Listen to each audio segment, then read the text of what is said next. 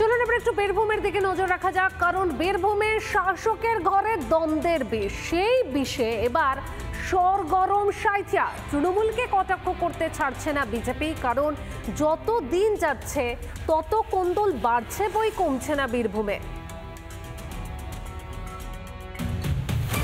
বীরভূমে কেষ্ট কাজল কোন্দল মেটার নয়, এবার সাঁইথিয়ায় দ্বন্দ্বের ছাপ।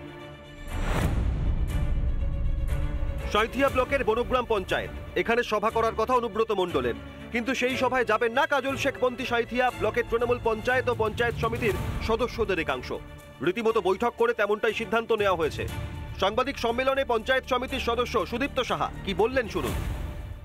সূত্রে খবর অনুযায়ী আসছেন মিটিং করতে, এই খবর আমাদের কাছে নেই, শুনলাম, আমাদেরকে বলা হয়নি। আমরা সব মেম্বার মিলে ঠিক করলাম যাবো কি যাবো না, এটা আমাদের যা আলোচনা হলো যে আমরা যাচ্ছি। আমরা সিদ্ধান্ত নিয়েছি যে আমরা যদি জানি না সেই মিটিং আমরা উপস্থিত থাকবো না। আর ওই জন্য আজকে আর একবার আমরা সকালে বসে নিলাম সমস্ত মেম্বার, পঞ্চায়েত সমিতির সমস্ত মেম্বার ইত্যাদি নিয়ে, আজকে মিটিং আমরা উপস্থিত থাকছি না।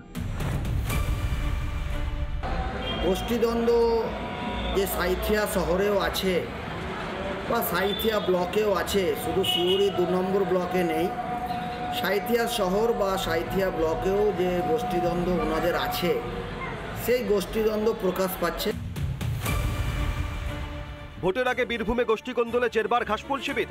দলনেত্রীর নির্দেশকে কার্যত তুড়ি মেরে উড়িয়ে দিচ্ছেন শাসক দলের ছোট থেকে বড় নেতারা। অন্তর্দ্বন্দ্বে কি এবার বীরভূমে তীরে এসে তরি ডুববে তৃণমূলের? রিপাবলিক বাংলা। নানা ধরনের কন্টেন্ট দেখার জন্য লাইক করুন, শেয়ার করুন আমাদের ফেসবুক পেজ, সাবস্ক্রাইব করুন আমাদের ইউটিউব চ্যানেল। পাশাপাশি অন্যান্য ব্রেকিং নিউজের জন্য অবশ্যই চোখ রাখুন রিপাবলিক বাংলায়।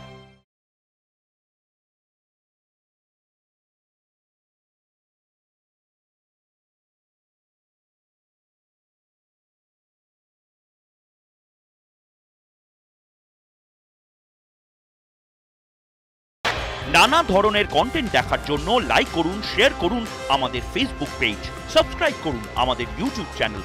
পাশাপাশি অন্যান্য ব্রেকিং নিউজের জন্য অবশ্যই চোখ রাখুন রিপাবলিক বাংলায়।